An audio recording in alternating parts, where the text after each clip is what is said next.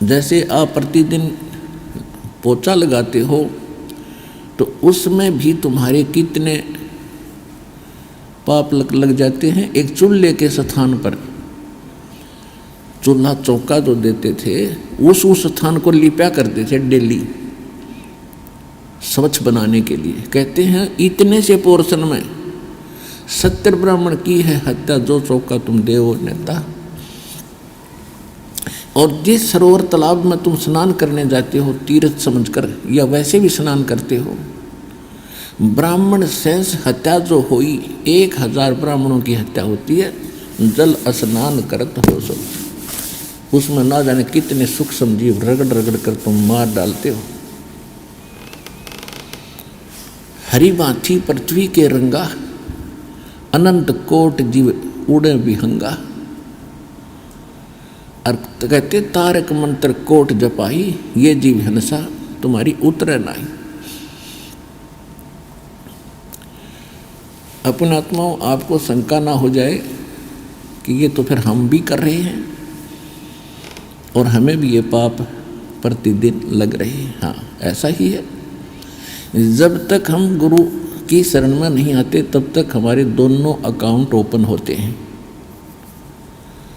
और हमारे ऊपर एक और विशेष कानून लागू है। जैसे किसी ने ड्राइविंग लाइसेंस बनवा रखा है, चालक प्रमाण पत्र, और वो भी रोड पर गाड़ी चला रहा है ड्राइवर, उससे यदि कोई इत्तेफाक से दुर्घटना हो जाती है और किसी व्यक्ति की जान चली जाती है तो सबसे पहले जांच अधिकारी क्या करेगा, उसका लाइसेंस चेक करेगा कि ये चालक है भी कि नहीं, इसने जानबूझकर तो नहीं ठोक दी, अनजान हो ये।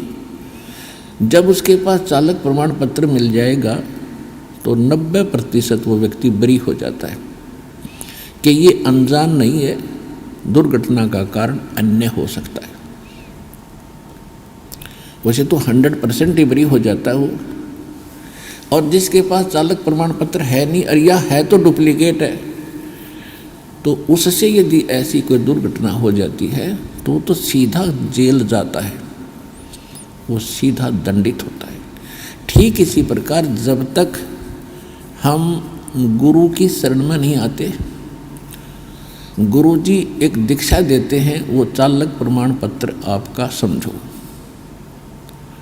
चालक प्रमाण पत्र उसको दिया जाता है, उसको पहले ट्रेंड किया जाता है, उसकी ट्राई ली जाती है, तब अधिकारी साइन करके देता है कि ये बिल्कुल ओके आदमी है, गाड़ी ठीक चला लेता है, ये जानबूझकर यानी ये दुर्घटना नहीं कर सकता, ड्राइवर बढ़िया हो गया। तो इसी प्रकार आप जी को पहले वो नियम पढ़ाए जाते हैं जो इस राम नाम की गाड़ी में को लेकर आप चलोगे शरीर को। उस सफ़र में आप किसी से दुर्घटना ना कर दें, जानबूझकर ना करो, तो वो सब नियम बताए जाते हैं, फाउल पॉइंट बताए जाते हैं, तब आपको दीक्षा दी जाती है।